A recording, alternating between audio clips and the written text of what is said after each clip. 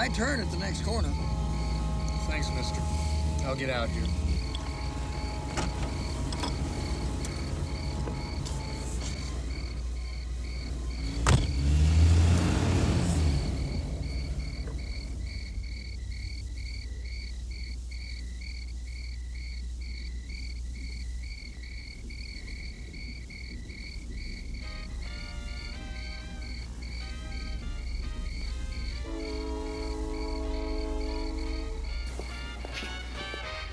You want some coffee?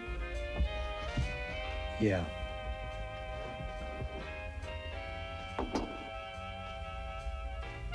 Cream and sugar? No.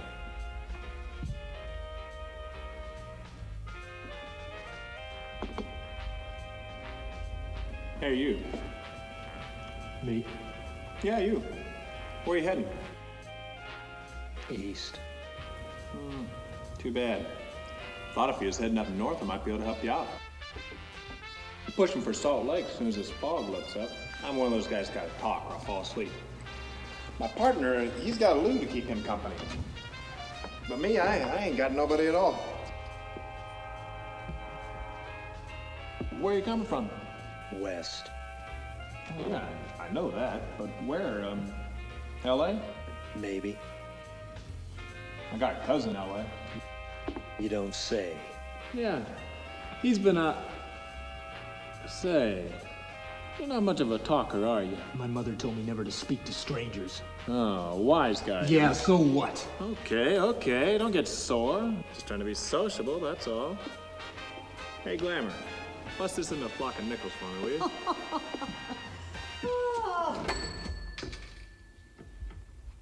Let's play something quieter this time, Sam. My head's splitting. Is that what's wrong with it? Oh. Done with your coffee? No. And don't rush me, will you?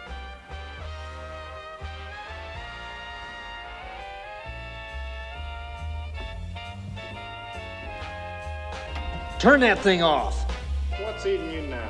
Yeah, what's your problem, Buster? And music, it stinks. Oh, don't like it, eh? No, turn it off. Now, wait a minute, pal. That's my nickel in there, see? There's a free country and I can play whatever I want to. That's right. If you don't like it, you can just leave any time. Yeah. Play it again, Sam. First good tune played tonight and you didn't like it. Some people ain't got no class.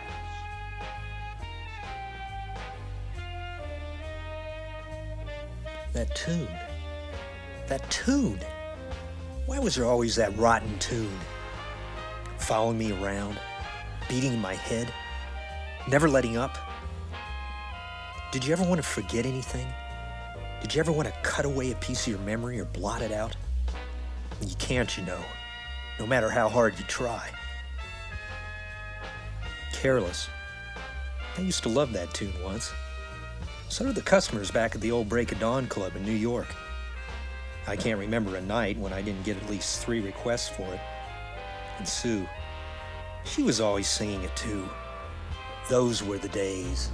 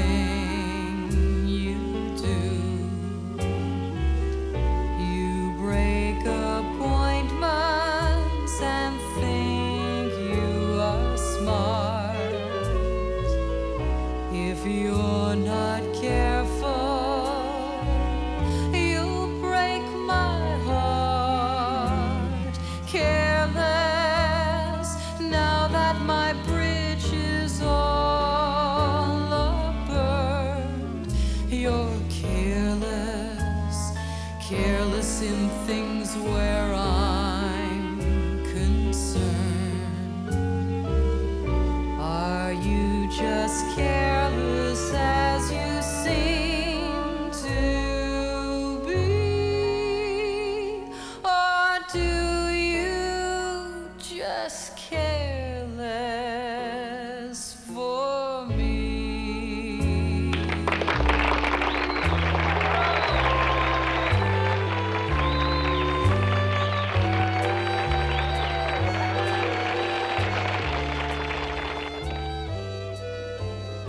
wasn't much of a club, really.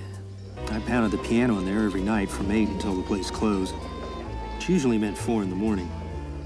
It was a good job, as jobs went those days. Then, too, there was Sue. It made working there a little like working in heaven. We were crazy about each other. I was an ordinary healthy guy, and she was an ordinary healthy girl.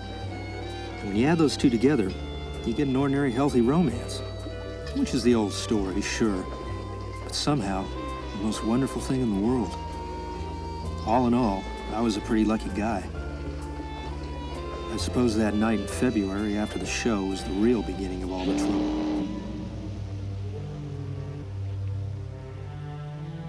Want to get something to eat, huh? Oh, I don't think so, Al. I lose my appetite working in this flea bag. I'd like to go home. Okay. I can't stand much more of this dump. Did you see that drunk tonight trying to paw me? No, what drunk? Does it really matter what drunk? I guess not. Al? Yeah. Oh, skip it. Say, what's the matter with you tonight, darling? That was the third time you started to tell me something, then you stopped. You shouldn't keep secrets from one another, Sue. Hey, next week we're gonna be making with the ring and the license. You and I will be a team. Yes, that's right. In the Bush League. I don't get you. We've been struck out. Well, that's a funny way to talk, darling. I thought you wanted to marry me. Al, look. I love you, and I want to marry you. Well, good, then it's settled. But not now. Later on, after we've both made good. Sunday, I'm going away. I knew you'd think it was silly. That's why I hesitated to tell you. But I'm going to California. I want to try my luck in Hollywood. That's the most stupid thing I've ever heard of. Don't you realize that millions of people go out there every year and wind up waiting tables? Or worse? I know that. I thought you had better sense. Well, you sound as if you don't think I have any talent. That doesn't have a thing to do with it. I'll get along just fine. Maybe. What about me? I could be drafted at any minute. We might not see each other for years. It won't be that long. I thought you loved me. I do. You know I do. Oh, Al, why can't you see my side? I'm young. We both are. We have all the time in the world to settle down, Al. Really, what I'm doing is the only sane thing to do. Well, I hate the thought of being so far away from you. But we'll be together again someday. And who knows? Maybe you'll decide to come out too. Later on. Yeah. So long. Well, aren't you gonna kiss me goodnight? Sure. Why not? Good night.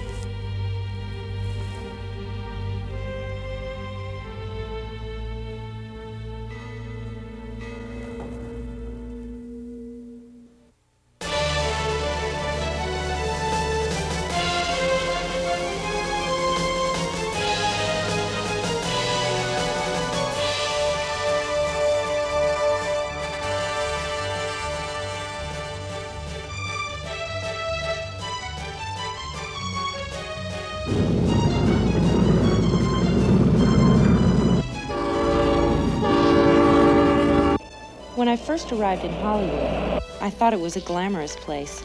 Well, I saw all the sights I'd read about in the movie magazines. Well, you know, like the Chinese theater where the stars put their footprints in the sidewalk out front. At the Brown Derby, I rubbed elbows with other tourists like myself. Why, I even sipped a soda at Lana Turner's favorite drugstore.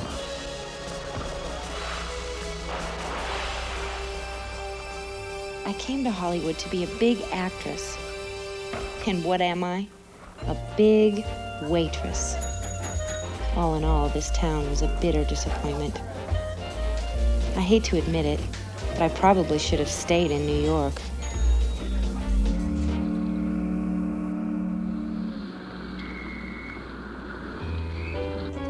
Sue left in February. Before it got to be May, I was going crazy. It was like something had gone out of me not having her around. Nothing could make up for it. I hated working there, and they hated me. They were looking for any excuse to fire me. Careless, now that you've got me loving you, you're careless, careless in everything you do. You break appointments. That, my friends, is what I told Bernie, face to face. Yeah, you want to know what he's been doing behind your back? I know, Bernie. I don't like her. You break my I'm gonna take Gladys home. Are you kidding? This is real. careless, now that my bridges all are burned. You're careless, careless in things where I'm concerned. Are you as careless as you seem to be? Or do you just care less for me?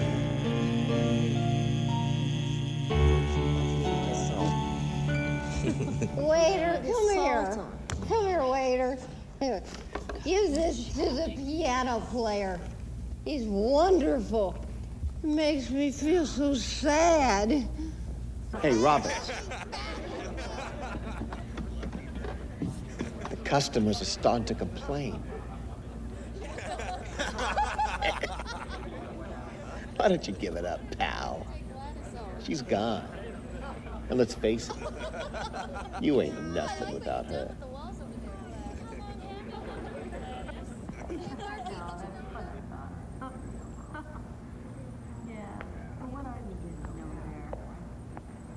So when this drunk handed me a 10 spot after a request, I couldn't get very excited. Couldn't buy anything I wanted. It couldn't. But then I thought of something.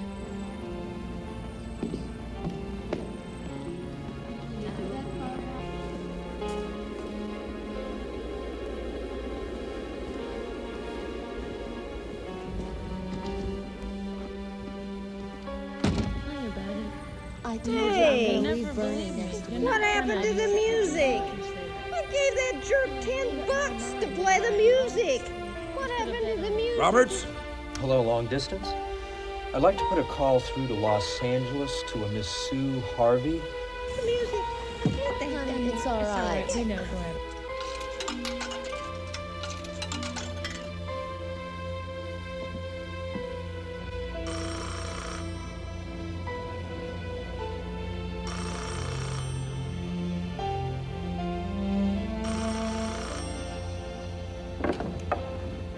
Hello?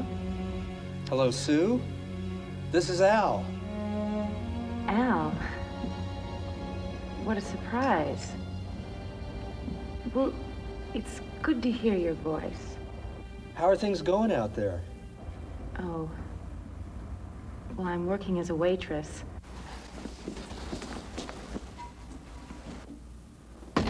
Roberts, Hold on one moment. I'm sorry, what? Roberts, I'm not paying you to talk on the phone. Roberts, you're fired. Hello, hon. I have a surprise for you. I've quit the club tonight. Yeah, I'm coming out to Hollywood. You're what? Aren't you excited? I said, aren't you excited? Then we can get married. I said, and then we can get married. Sue? Alec, I can't hear you. We've got a bad... Operator, I've lost the connection. Al? Al, are you there? No, I don't have any more money.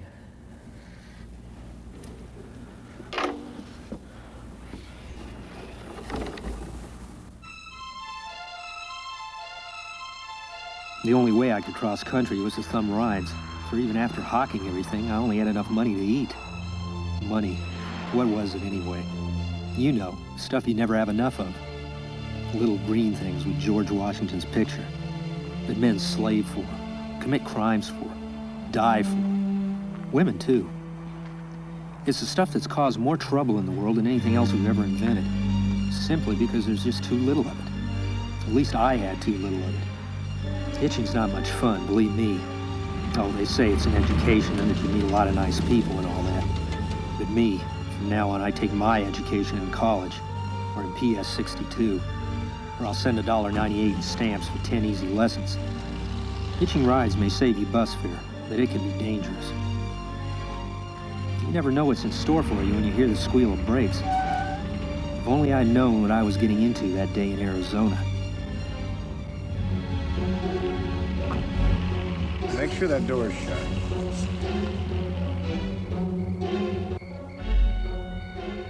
Somebody should write a book of rules for guys thumbing rides, because as it is now, you never know what's right or what's wrong. We drove along a while, neither of us saying anything. I never know what to say to strangers, so I kept my mouth shut until he started opening up. Hold the wheel a minute, will you, pal? Sure.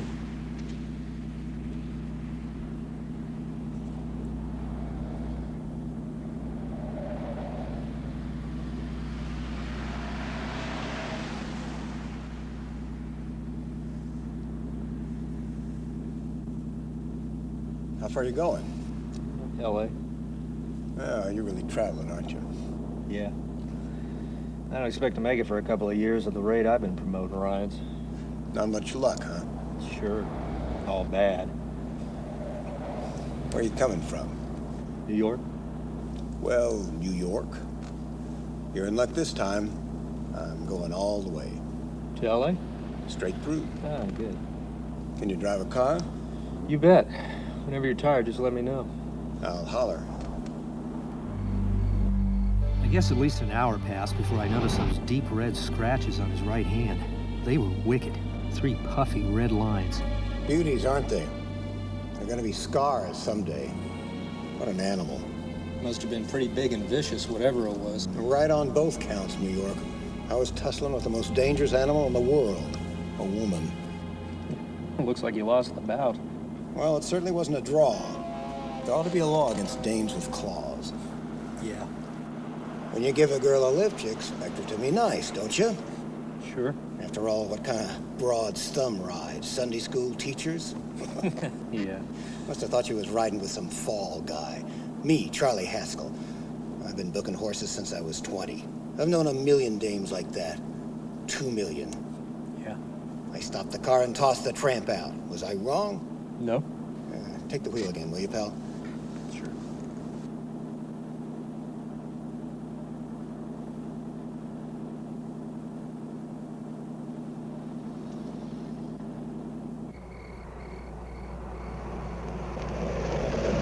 You want to see a real scar, take a look at this. Jesus. I got that one dueling. Dueling? Yeah, well, I was just kidding, of course. My father had these 2 swords that he used to keep on the wall for decoration. And one day, another kid and I decided to take him down when he was out someplace. So we had ourselves a duel. He chopped me pretty good. Yeah, I can see that. Before I knew what was happening, I was slashing away at him and put out one of his eyes. I got scared and decided I was going to run away from home. I beat it while he was calling for the doctor. That was years ago. I haven't been back since.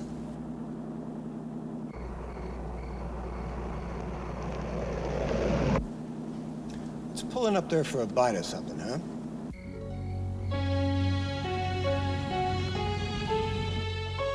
He did most of the talking during the half hour we were in the place. He rambled on about his old man, whom he hadn't heard from since he ran away as a kid, and how he happened to become a bookie, and then about how he got rooked in Miami. One race, 38 grand. I cleaned out my book. How do you like that? Tough luck, all right. Yeah, and I was supposed to be the smart guy. Well, you just wait. Once I finish up in L.A., I'll be going back to Florida with all kinds of jack. You want anything else? No thanks. I'm full. Got a check there, sister? Coming right up.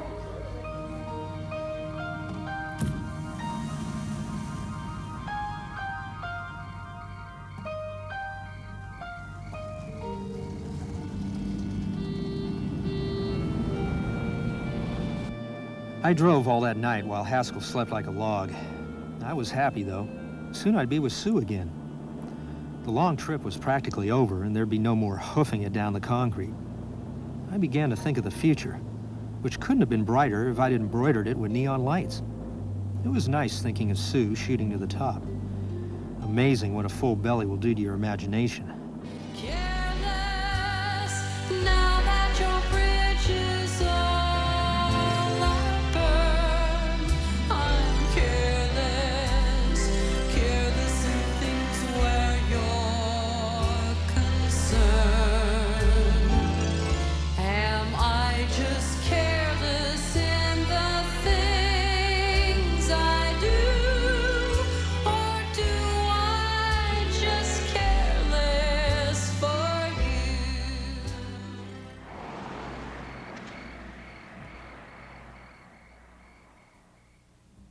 In Hollywood, there are two types of people. The suckers, who come out here to take the town, and the slickers, who come out here to take the suckers, both on the verge of starvation. Speaking of slickers, this is Lance Rex, Hollywood cowboy, from his phony Texas accent to his installment plan Buick.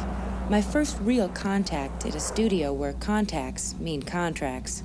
And boy, did we make contact tonight. Hey, darling, how's about something to eat? Just take me home.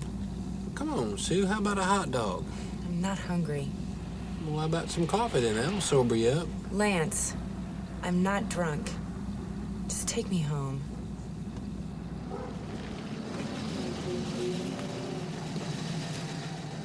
Well, here we are. Garden Court Apartments. Well, it's late. I better get in. Wait a minute, Sue. I didn't get your phone number.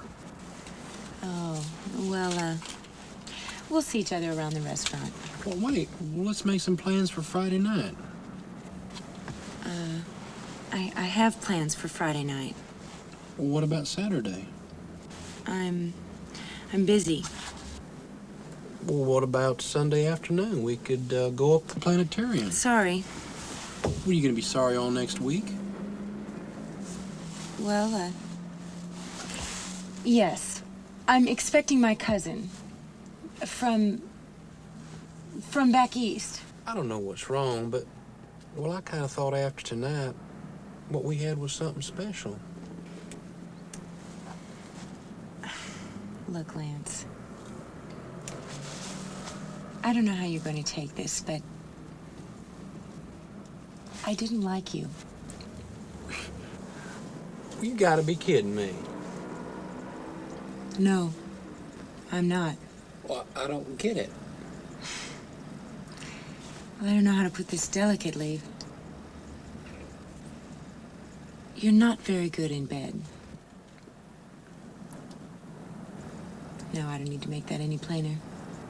Do I? Well, no, guess not. Well, then good night, Lance. Good night, Sue. Actually, he wasn't all that bad.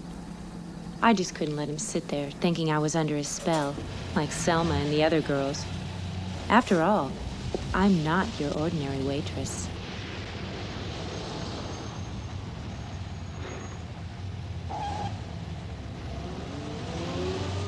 The next order of business was to get to the bathroom and do the thing that smart girls do. But first, I had to get past the watchdog. Oh, I mean Evie. I rent her spare bedroom. With any luck at all, she'll be plastered and won't even know it's 4 in the morning. Where'd you leave your keys? In some man's apartment? I had them right here, somewhere. It's the middle of the night. You know I can't get back to sleep. Sorry, Evie. I tried to be quiet. Say, where have you been? It's 4 o'clock in the morning. At a party with Lance Rex. Oh, another jerk from Poverty Row. You can do better than that. That's right. I can. You wouldn't catch me putting out for some cowboy actor. Did any ever ask? Certainly not. Sue Hardy, when are you going to learn? Who I go out with is my affair. It's important to make contacts in this town. Speaking of contacts, that odious Mr. Fleischmeyer has been calling all evening. Oh, yeah? What'd you tell him? The truth, that you were turning tricks at the hot dog stand. What else? Oh, Evie, I can bring your neck. I didn't tell him anything. I just hung up on him. Hung up? I've got to be nice to him. He promised me a test at Selznick's. What did you promise him? The usual? Nothing. I'll bet. There isn't anything you wouldn't do to get a part. Well, certainly there is. I wouldn't sell my body. You couldn't. You've been piecing it out for so long, there's barely enough left to have a date with. Ha, ha. God, what this town does to people. Lures them out here with big promises and then flushes them down the toilet. No exceptions. Jesus, you're bitter. This town does it to everyone. I've seen it 100 times. Nothing ever changes. Everything stays the same. Except you. You just get older. Why would anyone want to come out here? The last stop on the trolley before it drops in the sea. Oh, that's very good, Evie. I'll speak to a casting director about you. You do that if you ever find a real one.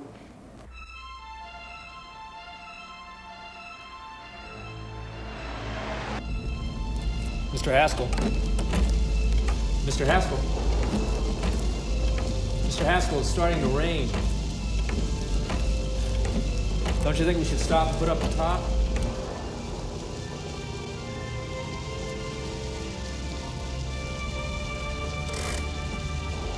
Mr. Haskell, I'm gonna put the top up now. Up until then, I'd always done things my way. But from then on, something else stepped in and shunted me off to a different destination than the one I had planned for myself. For when I walked around to his side of the car... Mr. Haskell! Mr. Haskell! Mr. Haskell! What's the matter? Are you hurt, Mr. Haskell? Mr. Haskell! What's wrong? I saw at once he was dead, and I was in for it. Who'd believe he fell out of the car? Why, if Haskell came too, which of course he couldn't, even he would swear I conked him over the head for his dough. Yes, I was in for it. Instinct told me to run. But then I realized it was useless. There were lots of people back down the road who could identify me. I would be in a worse spot then trying to explain why I beat it. The next possibility was to sit tight and tell the truth when the cops came. But that would be crazy. They'd laugh at the truth and then I'd have my head in the noose. So what else was there to do but hide the body and get away in the car? I couldn't leave the car there with him in the gully. That would be like erecting a tombstone.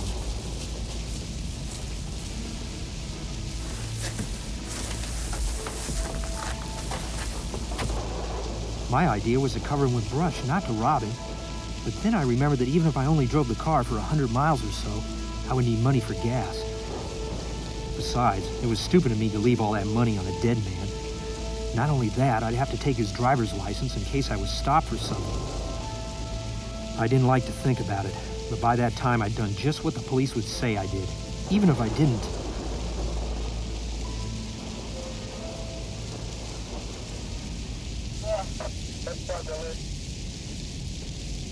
Hey, you. This your car? Yes. Don't you know any better to leave it in the middle of the road like this? This is the way accidents happen. I'm sorry, officer. I didn't think. I was just trying to put up my top. Well, next time, think. I'll let you go this time, but don't do it again. I know this is a lonely stretch of road, but cars do come by here, and we've had several crack-ups. Thanks.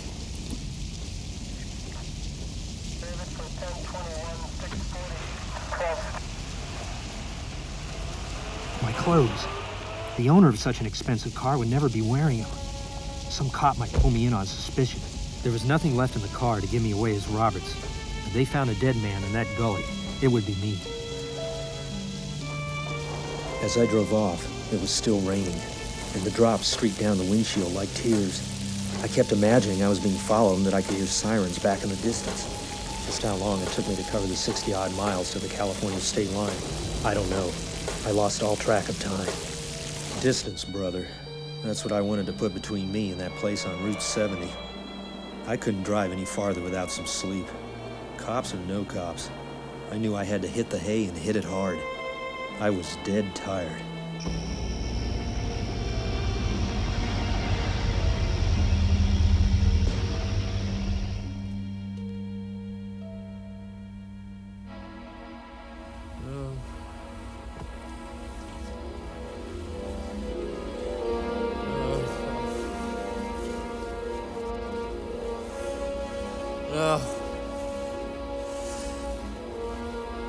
Mr. Haskell.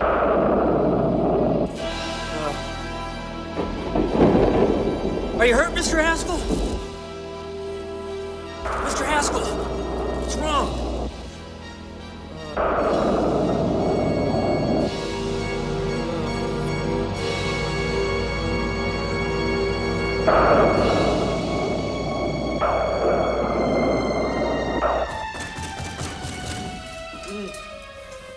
Who's there? Perdóname, señor. It's the camarera, the maid. No. I want to clean the room. Later. Está bien. I slept all the next day and decided it was safer to drive at night. Every minute I had to be Charles Haskell was dangerous. I had to get to some city where I could leave the car and be swallowed up. That meant driving as far as San Bernardino, maybe even to Los Angeles. In a little town, I might be noticed, but in a city, I should be safe enough. Then, after I ditched the car, I could go on to Sue. But first, I had to find out a little bit more about Charlie Haskell.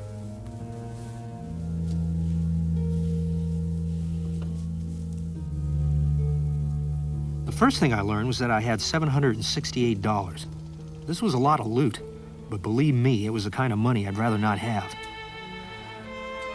Once I had thought Haskell was tops, but that letter reversed everything. It was written to his old man in California, the one he hadn't seen in so many years. In it, Haskell posed as a Bible salesman of all things. It was easy to see where Haskell expected to raise a new stake in Miami by rooking his old man out of the family fortune. What a bum. Hey, Sue, how's that boyfriend of yours getting along? You mean Al? No, silly. Lance Rex.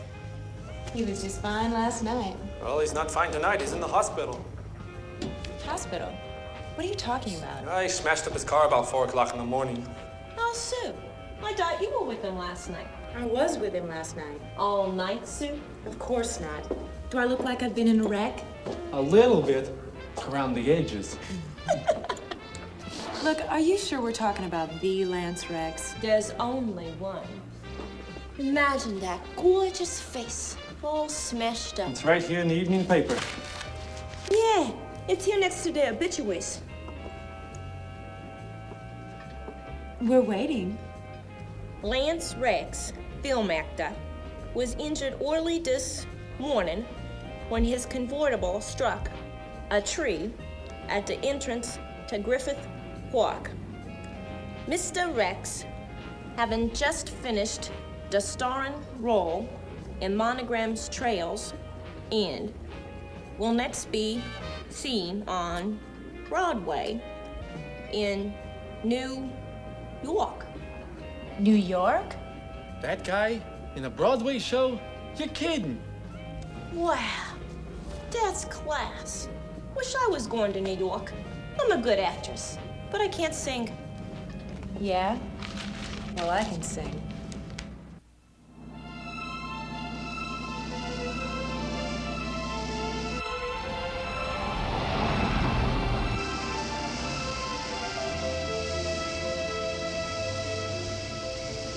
Just across the California state line in Desert Center, near the airport, I stopped to check the radiator and stretch my legs. The place was closed. I didn't see anybody around. But there was a woman.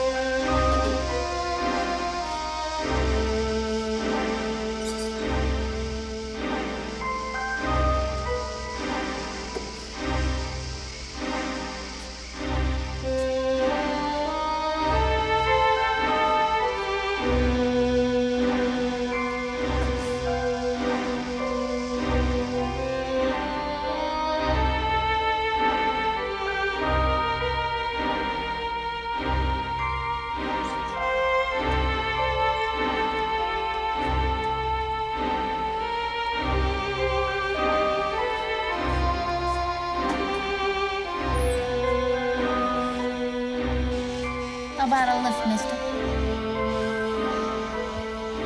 Get in.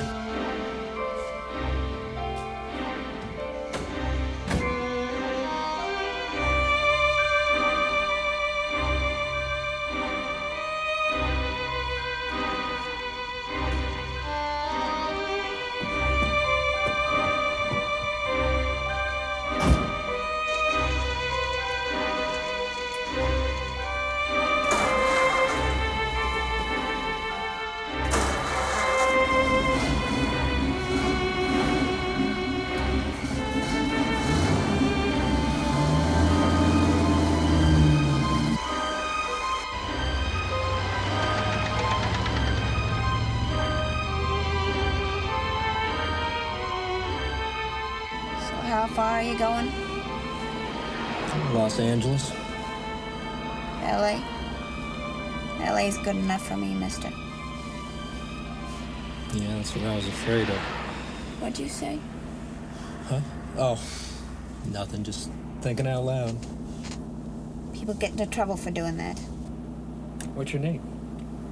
You can call me Vera if you like. You live in L.A.? No. Well, where are you coming from? Oh, back there. Needles? No. Oh, sure. Phoenix. You look just like a Phoenix girl. Are the girls in Phoenix that bad?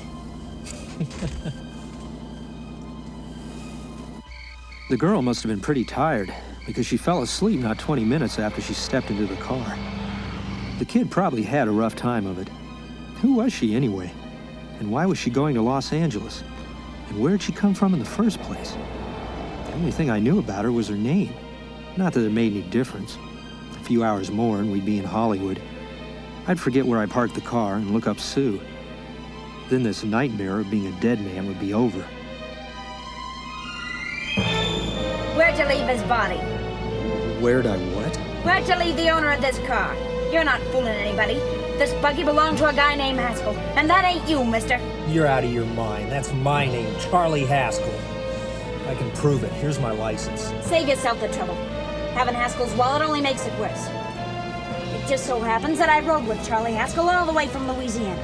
He picked me up outside of Shreveport. You rode? You heard me. Then it all came back to me. All that talk about dueling and scars and scratches. There was no doubt about it. Vera must be the woman Haskell had mentioned. She must have passed me while I slept. It couldn't have been Helen or Mary or Evelyn or Ruth. It had to be the very last person I should have ever met. That's life. Whichever way you turn, fate sticks out a foot to trip you. I decided to tell her everything. I told her the truth. That's the biggest cock and bull story I ever heard. Who do you think you're talking to? A hick? Listen, brother. I've been around, and I know a wrong guy when I see one. What'd you do? Kiss him with a wrench? Now wait a minute. What I told you was true. You see, that's why I had to do it. You think I killed him. Well, the cops would have thought so too. Well, maybe they still think so. What makes you so sure I'll shut up about this? Vera, please. I'm innocent. Give me a break, will you? I shouldn't. But it won't do me any good to have you pinched. The cops are no friends of mine. Now, if there was a reward... But there isn't. Thanks. Don't thank me yet. I'm not through with you by a long shot. Now let's see that bankroll.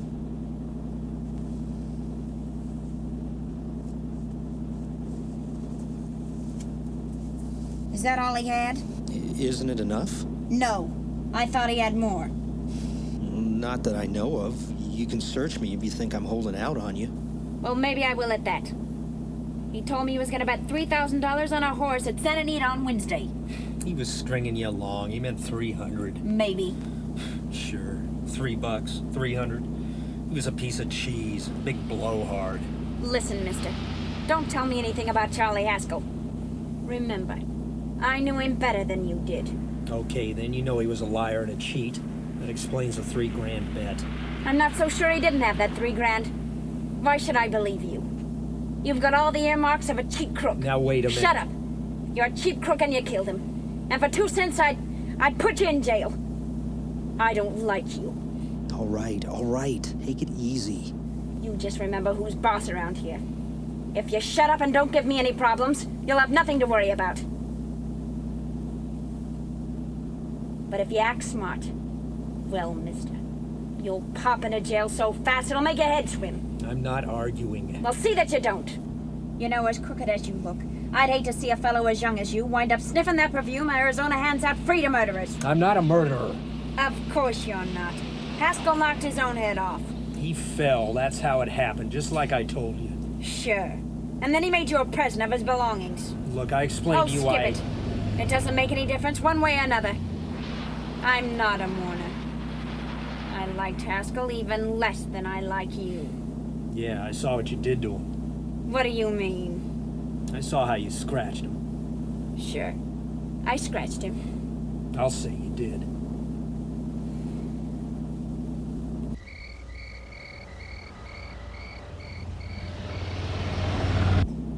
So your idea was to drive the car a little way, maybe to San Bernardino, and then ditch it? Weren't you gonna sell it? Sell it? You think I'm crazy? Somebody else's car? I just want to leave it somewhere and forget I ever saw it. Not only don't you have any scruples, you don't have any brains. I don't get you. Maybe it's a good thing you met up with me. You'd have got yourself caught for sure. Why, you dope. Don't you know a deserted car always rates an investigation? Huh? Look, the cops find a car. Then they get curious. They want to know who the owner is. So, all right, they don't trace Haskell, they trace you. Never thought of that. The only safe way to get rid of the car is to sell it to a dealer. Get it registered under a new name. Say, stop at the next town. I want to get a bottle before we hit L.A. Okay, I'll drop you off and pick you up later. Nothing doing. You're coming in, too. From now on, you and I are gonna be like Siamese twins.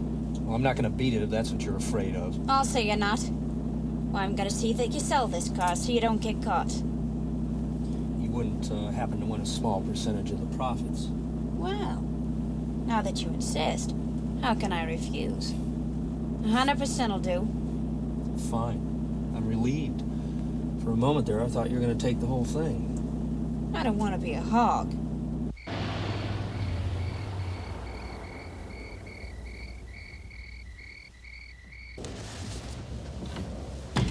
Evie, did you see the newspaper? Oh, Sue, I'm so sorry I've been so mean to you. It's all right, Evie. He's going to be okay. What? Well, it's just some cuts and bruises. What are you talking about? Lance, of course. Who cares about that crummy cowboy actor? I'm talking about Alex. You know, your boyfriend from the East. Sue, you'd better come here and sit down. He's dead, Sue. Alex is dead.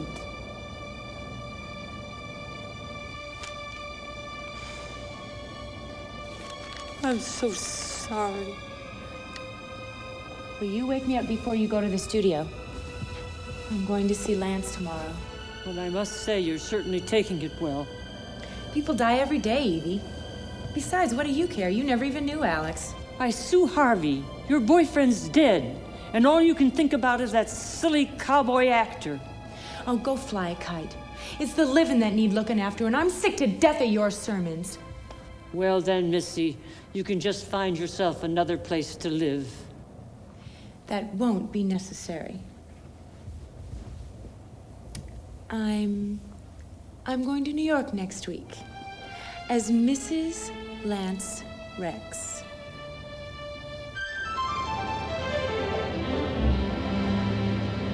Hello, Lance. Well, hello, Sue. Well, I see you got my flowers. Yeah, quite a surprise after the other night. I wanted to talk to you about that. I feel kind of responsible. I mean, maybe if I hadn't said all those awful things, well, maybe this wouldn't have happened. Nobody's fault. I was just tired and lost control of the car, that's all. Anyway, I'll be out of here on Friday. Lance, I've been so worried since this happened. I haven't slept a wink. Really, Sue? Well, of course, silly. Well, I'm sorry about the other evening. I suppose it was my fault. Sue, was I really that bad? No. Well, you know I didn't mean those things. Well, I liked you from the very first time you came into the restaurant. In fact, I was kind of hoping you'd ask me out. Really? Really. Now I've gone and ruined it. I'm just not myself when I drink. And I certainly wouldn't want you to think that I go around accommodating every man that asks me out. Oh, I'd never think that of you. Well, anyway, I've learned my lesson. No more drinking and dating. Positively. I'm glad you didn't mean what you said the other night. Well, I sort of thought what we had was something special. Oh, it was special, wasn't it? Well, yeah, and it still is, Sue. I was hoping you felt that way. Look, Lance, I'm not one to beat around the bush. And I've been thinking, you're going to New York next week to star in the new Harris production of Cactus Capers. And according to Variety, the leading lady isn't set yet. And, well... Well, what? You'll be out of here on Friday. And feeling about each other the way we do, I thought that we could go to Reno on Saturday and be married. And we'll leave for New York as Mr. and Mrs. Lance Rex. I sing, you know. Well, no, I didn't know that. Won't it be great publicity for the show? I hear Harris is a pushover when it comes to publicity. No, hold on, Sue. You and me, married? Yes. Say, you're not in a family way, are you? Don't be silly.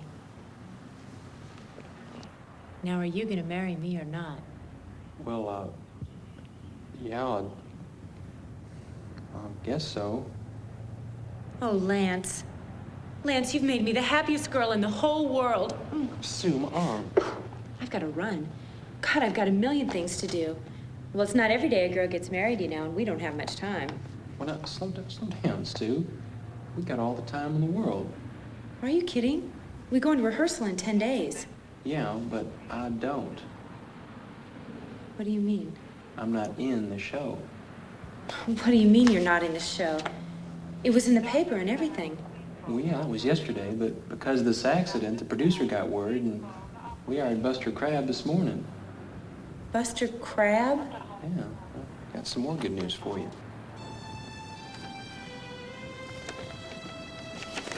Monogram isn't renewing my contract. They aren't? But Sue, all that doesn't matter now. It doesn't? Sue, like most people in this town, I'm a nobody. Being paid $75 a week to play second fiddle to a horse don't make you a movie star. It makes you stupid. But Lance... Sue, you're the only real thing that's ever happened to me in this town. Your proposal made up my mind. We'll get married, drive back to Iowa, have a dozen kids, and live like real people do. Real people? Who wants to live like real people? I've spent my entire life living like real people. I'm sick of real people. You know, that's why I came out here. I came to Hollywood to be somebody, to make something of myself. I want him to look up there at that silver screen and say, "There's Suzanne Harvey. Isn't she beautiful?" I'm an actress. Always have been. Always will be. Well, what about us, Sue? I'm sorry, Lance. Being a farmer's wife in Iowa is not my idea of a happy ending. Well, wait a minute. Let's talk about this. Lance, it won't work. I'll be out of here by Friday. I'm busy. I've made plans with my cousin. You remember? The one from back east? Oh, but Sue... Bye, Lance. And good luck. Back there in Iowa. When we finally arrived in Hollywood, it struck me that far from being at the end of the trip, there was a greater distance between Sue and me than when I started out. Vera wasn't kidding with that Siamese twins crack. She rented a little apartment as Mr. and Mrs. Charles Haskell. When I objected to this, she explained that it was on account of the car. A dealer might think something was funny if he called and found we were using different names. Home, sweet home. Yeah.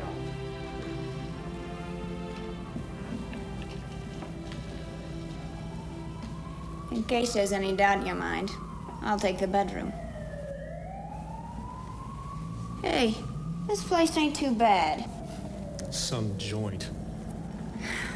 Quit complaining. We're damn lucky to get any apartment. There's a war on, you know. Or haven't you heard? Yeah, I've heard. Say, I've been meaning to ask you something, Roberts. What?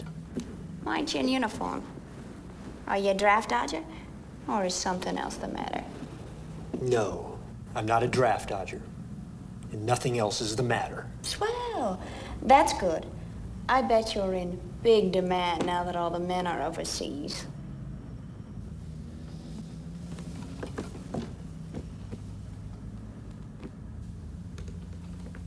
Oh, yeah. There's one more thing, Roberts. Yeah, what's that? I'm first in the bathtub. I don't know why, but I figured you would be.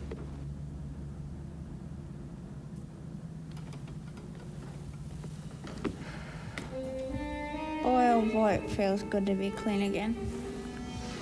I must be 10 pounds lighter. You must be. Well, hitching rides isn't exactly where you keep a schoolgirl complexion. And it's hot in here. Forget it. Have a drink. Aren't you afraid I might take you up on it?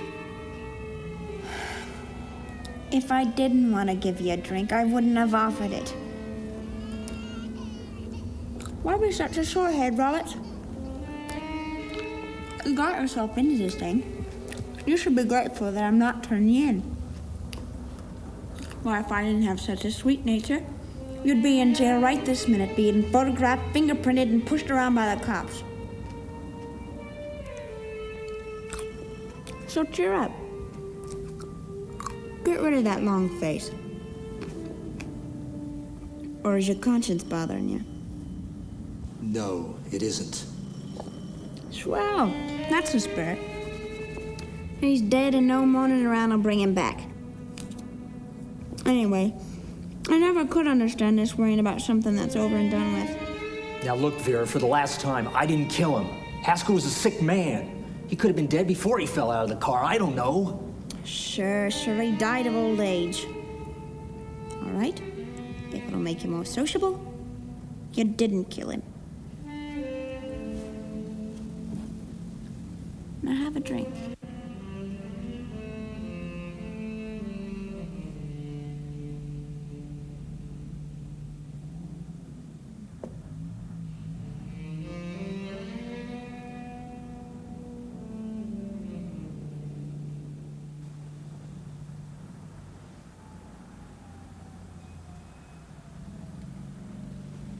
We're out of liquor, Roberts. Yeah. Too bad. I felt like getting drunk tonight. Well, I think you succeeded. That's good. I wanted to get drunk. Why? What do you have to get drunk about? Oh, I don't know. Lots of things.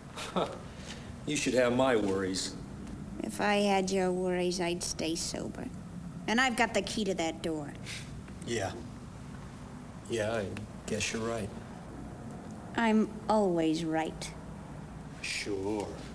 I don't like the way you say that, mister. Well, there's a lot of things I don't like. Sure. But life is like a ball game. You gotta take a swing at whatever comes along before you wake up and find it's the 9th inning. I'll bet you read that somewhere. That's the trouble with you, Roberts.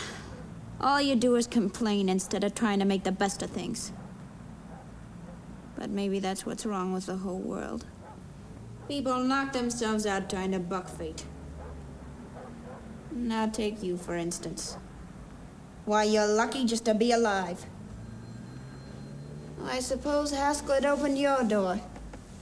You'd be playing a harp now, think of that. You think of it. I'm tired of thinking. There's plenty of people dying right this minute that'd give anything to trade places with you.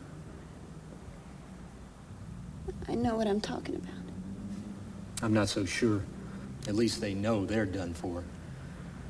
They don't have to sweat blood wondering if they are. Your philosophy stinks, pal.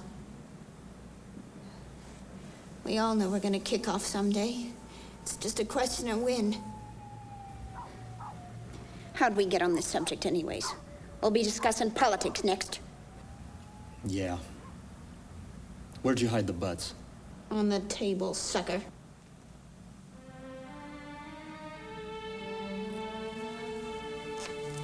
We bored each other with conversation for a few hours more. Every 5 minutes, each of us was wishing we had another bottle or something to do. Then we finally ran out of chatter. I know it's only 11 o'clock, but I want to get up early and make the rounds of the used car lots. Don't worry about that. We got all the time in the world. Maybe you do, but if you think I want to stay cooped up in this place any longer than I have to, you're batty. It's not a bad place. You'd pay plenty for diggings like this in New York. I wouldn't like it if it was the Ritz. Rotten liquor. That's a mean cough. You ought to do something about it. I'll be all right. That's what Camille said. You mean that Garbo broad? Yeah, something like that.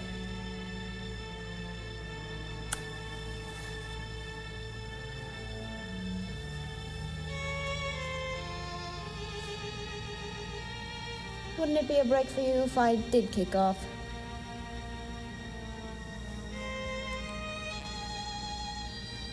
You'd be free with all Haskell's dough and car. I don't want to see anybody die. Not even me. Not even you.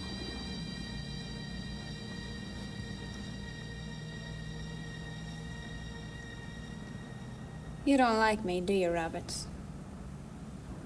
Like you? I love you. My favorite sport's being kept prisoner. That's fate, Roberts. Life takes a little detour now and then.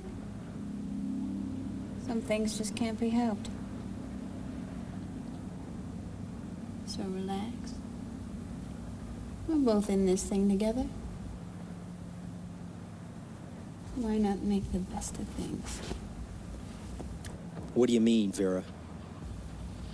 You know what I mean. Things aren't so bad. They could get better.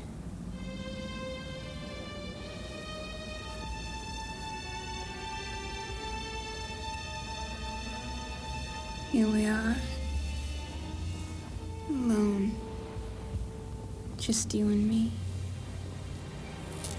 Man. Wife.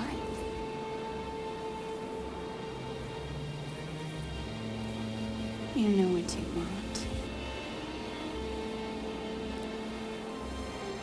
I know what you want. So why not, Roberts?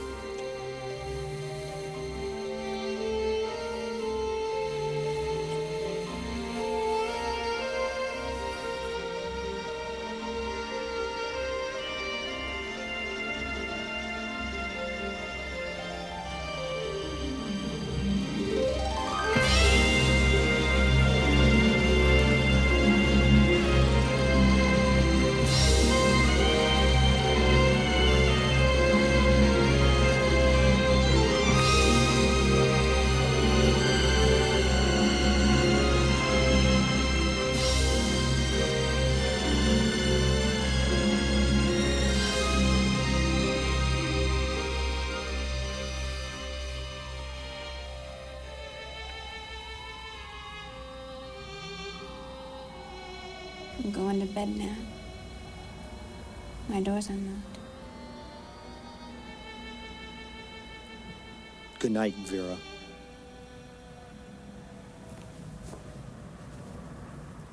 Good night, Roberts.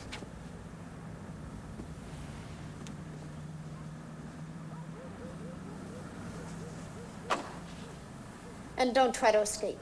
If I find you gone in the morning, I'll call the cops.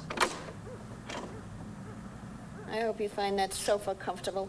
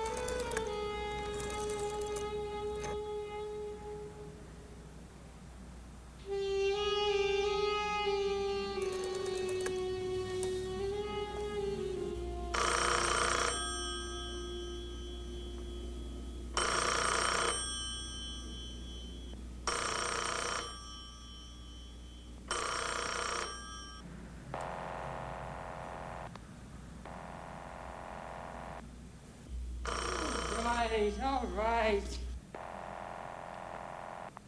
Hello? Hello? Hello?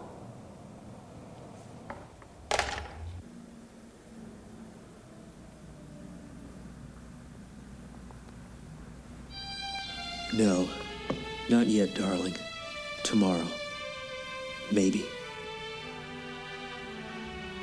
If this were fiction, I'd fall in love with Vera, marry her, and make a respectable woman of her. Or else she'd make some supreme Class A sacrifice for me and die. But unfortunately, this wasn't fiction, and Vera was just as rotten in the morning as she'd been the night before. All right, I'm coming. Look, Vera, it's almost noon. So what? The dealers will be there all day? Yeah, they'll be there all year, too, but that doesn't mean I want to wait that long. Shut up. You're making noises like a husband. Well, don't I rate a whistle? Yeah, sure, but let's get going. Let's go. I spent $85 preparing bait, and all you can say is let's go. Come on.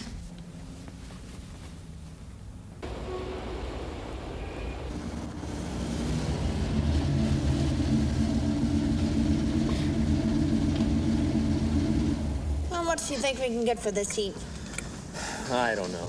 But you just let me handle everything. Think we can get 2,000? Maybe. But don't worry. I'll squeeze as much out of them as I can. You just keep your mouth shut. You don't need to tell me that. Good afternoon. What can I do for you folks? Ma'am? We're interested in selling this car. Yeah. If the price is right.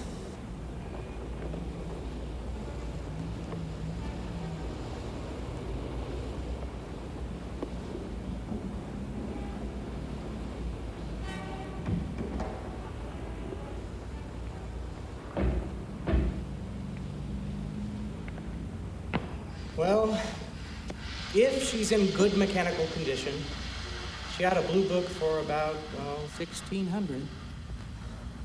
What a comedian. Rock bottom, 1850. $2,000. $2,000 and no sale. Tony, come over here and have a look at this motor.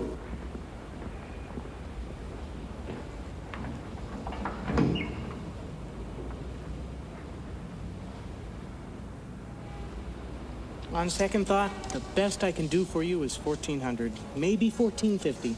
Before I let it go for 1,450, I'll wreck it and collect the insurance first. Look, lady, this motor's seen a lot of driving. She's pumping oil. You used car dealers are all alike. Cheap, chiseling rats. Take it easy, Vera. Will you let me handle this? Yes, darling.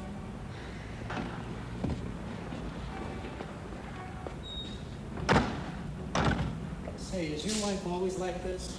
Shut up.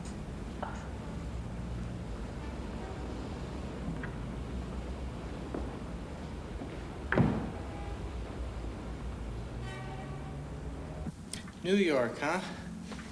Yeah, but you bought the car in Miami. Yeah. Yeah, well, the registration is all here, but where's the title? It isn't there. No. No. $1,450.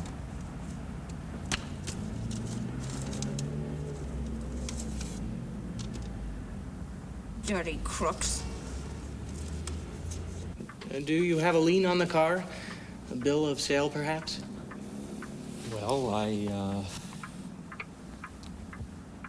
You don't know? well, it must be here somewhere. Have you signed the papers yet, darling? No.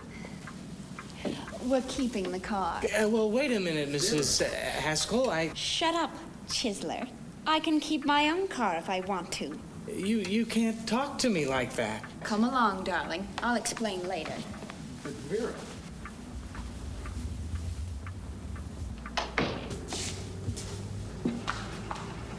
Jesus, Vera, what's wrong now? I almost threw away a gold mine. Well, I got news for you. Unless we can produce a title, we're not selling the car. That's right. We're not selling the car. I want to be through with this mess when I go. That's just it, Roberts.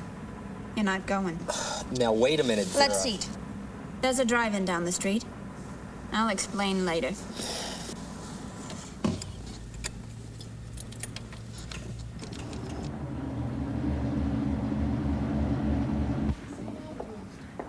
This one's yours, honey. Sorry, Selma. I'm off.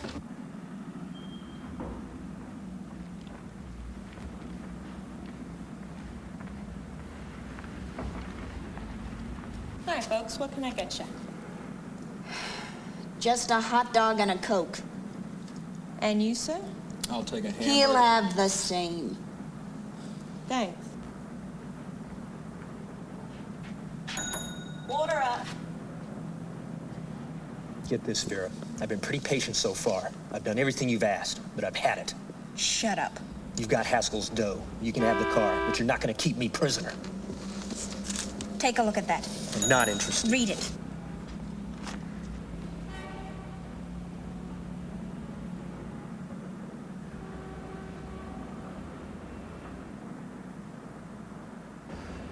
No. Yes.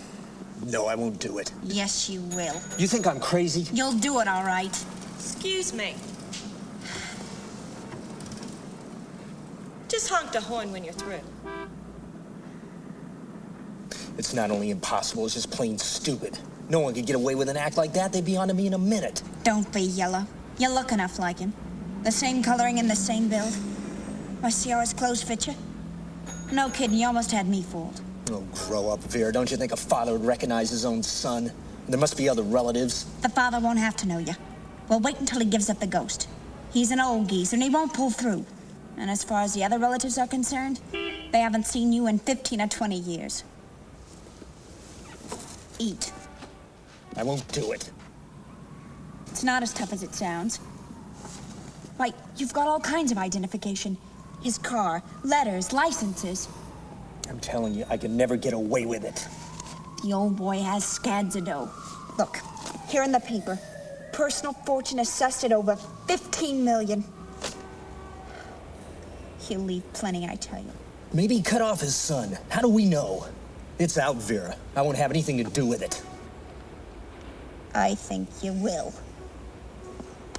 Look, Vera, I'll do anything within reason, but not that. So forget it. Or find yourself another stooge. You sap! You'll be fixed for the rest of your life as Charlie Haskell. You can take your inheritance and go away. No more worrying about the rent, no more sweating and scheming, wondering where your next meal's coming from. Think about that, Roberts! Vera, please.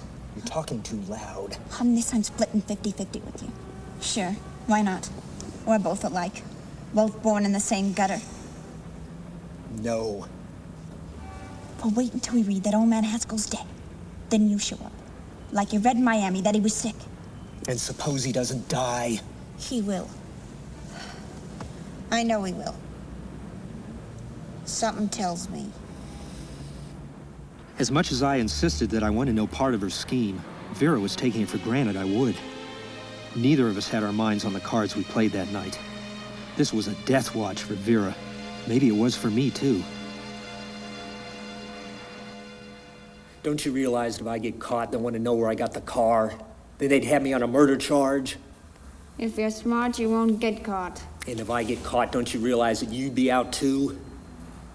How will I be out? You'd be out the $1,450 we could have gotten on the car. Let me sell the car tomorrow. That dealer was so crooked he would have taken it without the title. Then we'd both be in the clear. I'll be in the clear anyway. Maybe. If I got caught, well, I'd be pretty sore at you. You mean you'd squeal? Well, no, that's not what I meant. Never mind what you meant. Even if you did tell the cops I was in on it with you, what could they do to me?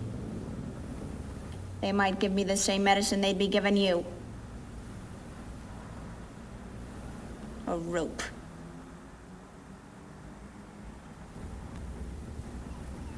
But I'm on my way out anyway. They'd only be rushing things. All right, but think of all the money that you'd lose. I'll take the chance. You want another drink? A couple of days ago, you didn't have a dime. Now you have $700 with almost $1,450 in the offing. Take my advice. Don't try for more. I'm tired of this game. Let's have some blackjack. Play solitaire. All right, I will, if that's the way you feel about it. That's the way I feel about it. Well, getting sore and throwing things won't help, Roberts. I'm really doing you a favor. I help you out of a jam by keeping my mouth shut. I show you how to make some big bucks.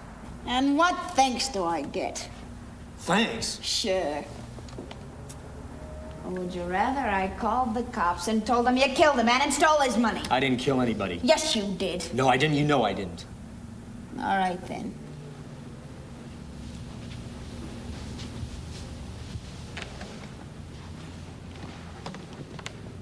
Well, suppose I did call the cops. If you're innocent, what do you have to worry about? Go ahead. Call him. See if I care. You want me to call him? You heard me. But I'm warning you. If I'm nailed, I'll swear you were in on it. I'll say that you helped me. You'll go right down with me. You wouldn't dare. You're chicken. Oh, yeah? Then try it and see. Call him. All right. I will.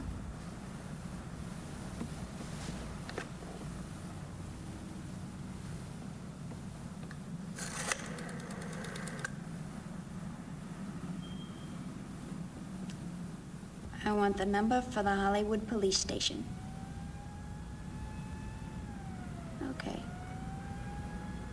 Thanks.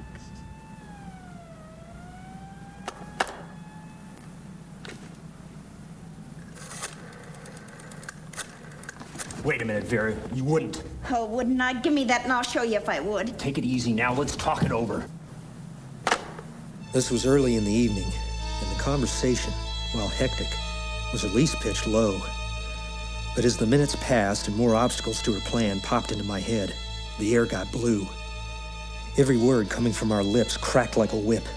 I reminded her that as Charles Haskell, I didn't even know my mother's name, where I went to school, the name of my best friend, whether or not I had an Aunt Emma, my religion, or if I ever owned a dog. I didn't even know what my middle initials stood for. And I also pointed out that the real Haskell had some scars. These folks never saw that scar. Anyway, he ran away as soon as he poked the kid's eye out. Yeah, but his father knew that he was cut. There'd have to be some kind of a mark. So what? The old boy is dead, or at least he will be by tomorrow morning's paper. Anyway, you could cut yourself a little, couldn't you? Boy, for that kind of dough, I'd let him cut my leg off. You're drunk and crazy, Vera. Turn me in if you want, but I won't get involved in this. Besides, Haskell was such a phony. Maybe he wasn't the man's son at all. Maybe he just dreamed it up. Well, dream it or not, you won't be dreaming when the law taps you on the shoulder. There's a cute little gas chamber waiting for you, Roberts. And I hear extradition to Arizona's always a cinch. Now, where's that phone? Vera! Leave me alone, do you hear? Vera! I want a phone. Call the police. I hate you, you murderer. You leave me alone. I'll leave you alone when you promise to leave the phone where it is. You're drunk. You don't know what you're doing. You're hurting me. Will you leave the phone alone? All right.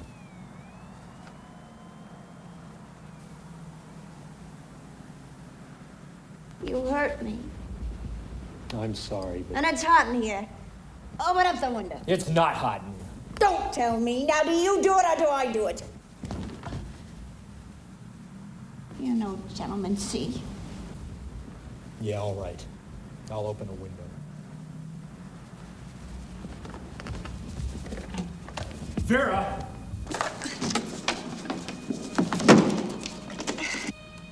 Vera! Open the door. Vera, please open the door. Vera, don't use that phone. Listen to me. I don't like you, Robert. You know, gentlemen, see? You hurt my hand. I'm gonna get even with you, Robert. I'll do anything you say. Don't call the cops, Vera. Please. Leave the phone alone. Let me in. I hate you, you murderer, you. I'm gonna get even with you.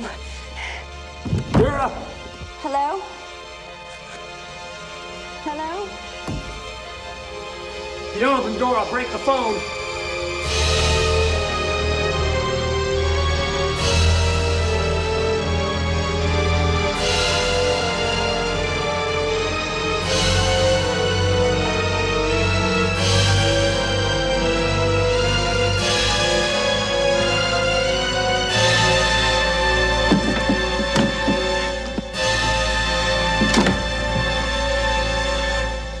Vera.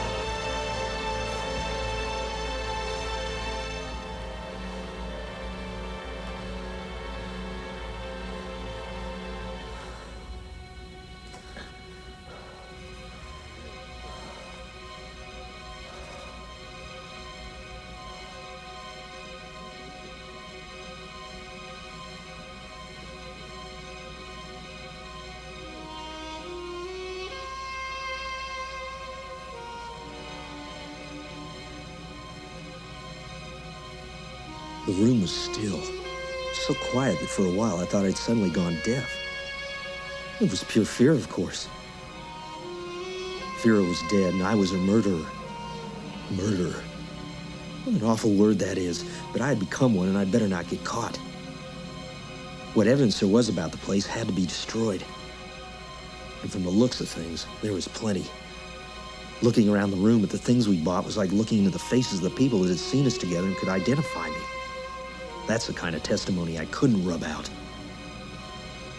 No, I could burn clothes and hide bottles for the next 5 years. There'd always be witnesses. The landlady, for one, she could identify me. The car dealer, that waitress in the drive-in, the girl in the dress shop, and that guy in the liquor store. I was trapped, done for. I had to get out of there. While once I'd remained beside a dead body, planning carefully how to avoid being accused of killing him. This time I couldn't. This time I was guilty. Knew it. Felt it. I was like a guy suffering from shock. Things were whirling around in my head. I couldn't make myself think right. I had to stay calm. I had to escape.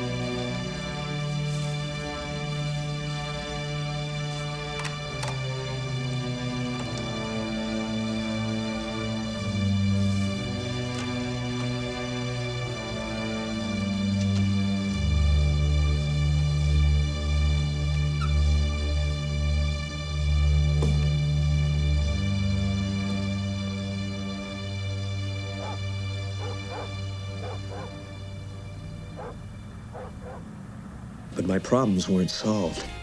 I had to stay away from New York for all time, because Al Roberts was listed as dead and had to stay dead. And I could never go back to Hollywood. Someone might recognize me as Haskell. And then, too, there was Sue. I could never go to her with a thing like this hanging over my head. And all I could do is pray that she'd be happy. And someday, get over me.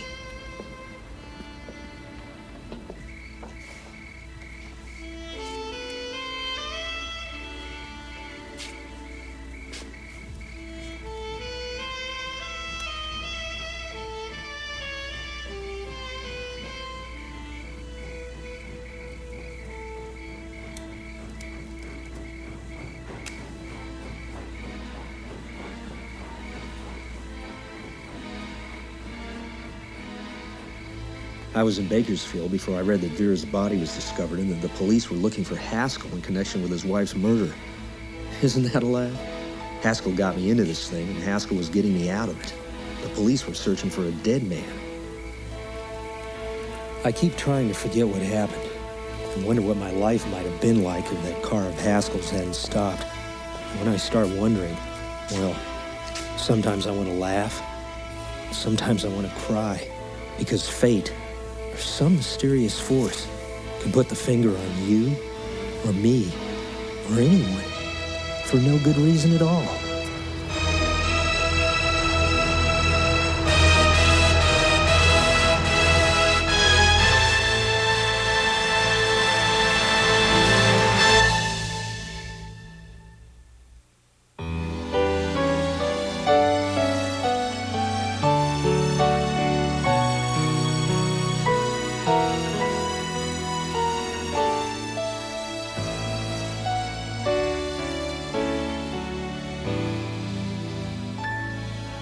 Careless, now that you've got me loving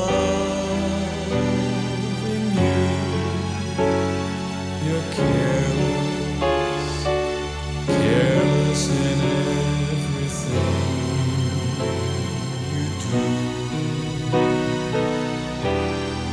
You break appointments and think you are smart. If you're not careful, you'll break my heart.